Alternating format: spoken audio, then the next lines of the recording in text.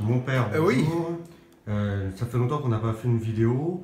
Aujourd'hui, il y a eu la messe de l'Ascension et vous nous avez parlé de plusieurs choses. Alors déjà, de personnes qui ont été malades pendant le Covid-19. Avons-nous eu beaucoup de monde de la communauté qui ont été atteints et que vous connaissez? si, il y a eu la communauté de Bonneuil, la commune de Bonneuil a été atteinte, hein. Donc, par rapport à la communauté catholique, il y a eu des décès. Il y a eu des décès et il y a eu des malades. Euh, Ce que je viens de dire au début de l'Eucharistie, ce monsieur qui vient de sortir, hein, donc, bon, qui m'a appelé donc, pour remercier.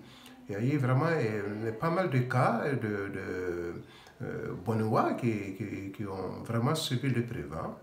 Donc, et ça n'a pas encore fini.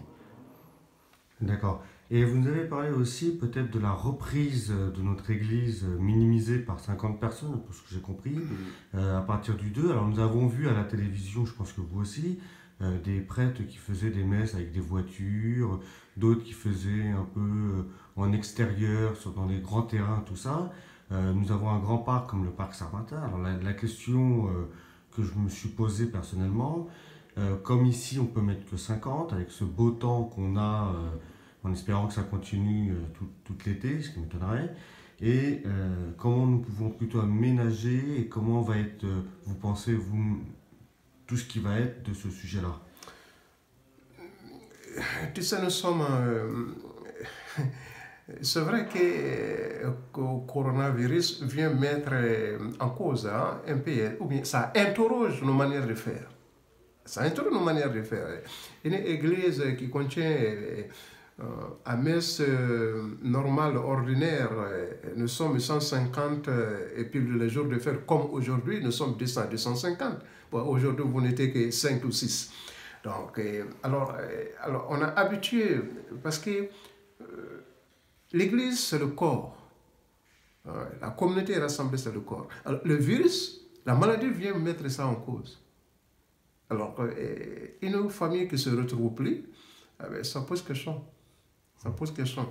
Alors, comment répondre à ce besoin-là? On ne souhaite pas qu'un tel événement nous arrive encore. Hein, mais la maladie vient nous mettre vraiment en question par rapport à cette situation. Comment alimenter la communauté? Alors, il y a pas mal de... Nous sommes en recherche. Donc,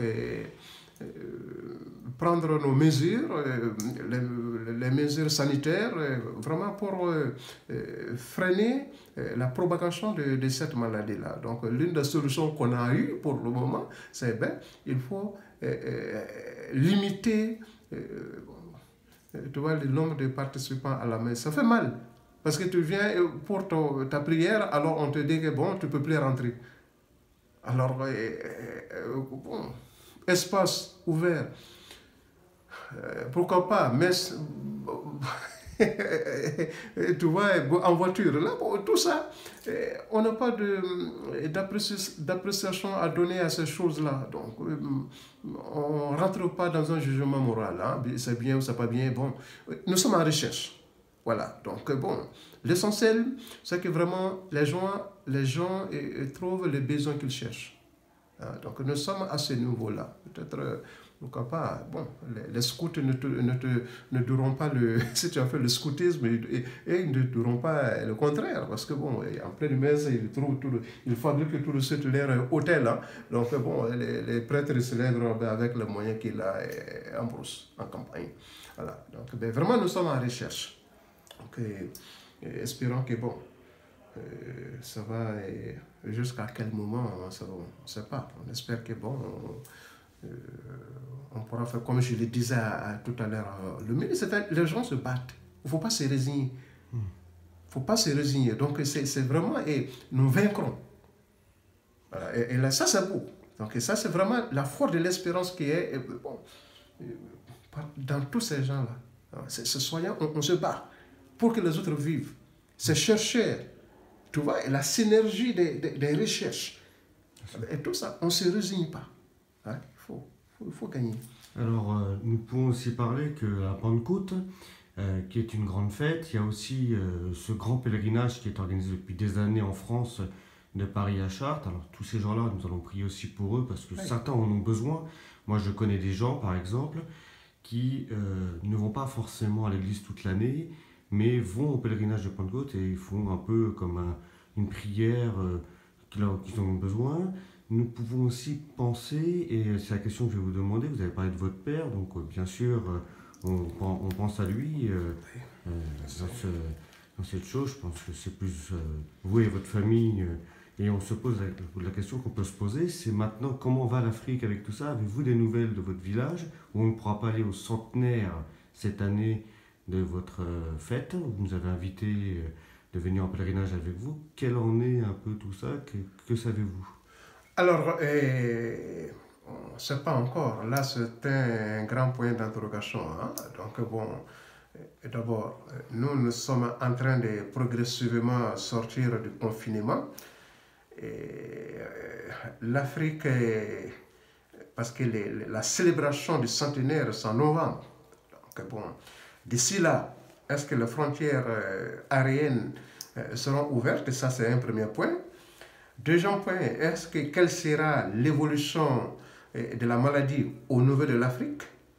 Alors, nous sommes vraiment dans l'inconnu. Est-ce que, à leur niveau, ils vont maintenir la date qui était prévue, c'était le 15 novembre. Donc, est-ce qu'ils vont retenir la date? Bon, tout dépendra de l'évolution de la maladie à leur niveau. Actuellement, on sait que, bon, ils étaient en confinement comme nous ici, hein. Donc bon, et à partir du début juin, les nouvelles qui me parviennent, c'est qu'à partir de juin, ils vont reprendre les activités. Donc bon, comment ils maîtrisent le virus, c'est pas évident parce que l'Afrique est vue au quotidien. Les gens, il faut qu'ils aillent chercher d'abord le prix du condiment pour aller donner à la femme et que la femme puisse préparer. Donc il faut que l'un ou l'autre, que papa sort le matin ou bien que maman sort le matin pour aller chercher, vendre, faire son petit commerce d'abord pour pouvoir faire manger aux enfants, hein. Donc le confinement, ça n'a pas été quelque chose de facile en Afrique. Donc moi, je regardais un peu tous ces mouvements populaires, hein, ils n'étaient pas contents.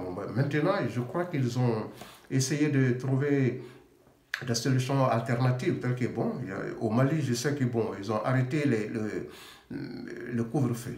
Ils avaient décrété le couvre-feu, ils l'ont arrêté parce que les gens ne tenaient pas, à cause de commerce. Donc, parce qu'ils vivent de ça dans la rue. Donc, alors, la maîtrise de la maladie, bon, apparemment, ça n'a pas eu le même dégât qu'ici. Et encore, il faut faire attention parce qu'on ne connaît pas trop, hein. Les gens, on n'a pas tout à fait de données exactes. Et tu vois qui est mort de corona, qui n'est pas mort de corona. Donc, est-ce que le gouvernement donne la réalité de la situation aux gens? Alors, toutes ces questions sont posées. Tu vois, donc, peut-être il faut attendre encore l'été pour avoir vraiment quelque chose de clair sur cette situation, hein? C'est tout ce que je sais. Donc, bon, mais l'Afrique fait face à la situation à sa manière. Donc, il y en a qui ne croient même pas à la maladie. Ça, c'est quand même fort. J'ai eu une cousine encore l'autre jour qui me disait, bon, elle venait de l'enterrement d'une de ses connaissances. Mais les gens, il n'y avait que des chrétiens qui portaient les masques. Les musulmans ne croient pas. Hein? Donc, bon, ils sont là. Imagine-toi des obsèques, bon, en Afrique. Hein? Donc, vraiment, ça mobilise la famille, ça mobilise les connaissances, etc. C'est du monde. Et si on va te dire que dans ce milieu-là, qu'on ne croit pas à cette maladie-là, bon, tu vois la gaffe que ça fait. Donc, alors, tout ça, c'est quand même dommage. Alors, ça, c'est la situation de l'Afrique. Une partie ne croit pas. Bon, en tout cas, on va vous laisser passer un bon dimanche, un bon repas avec vos frères. Bonne fête de l'Ascension. Bonne fête à tous. Bonne fête de l'Ascension.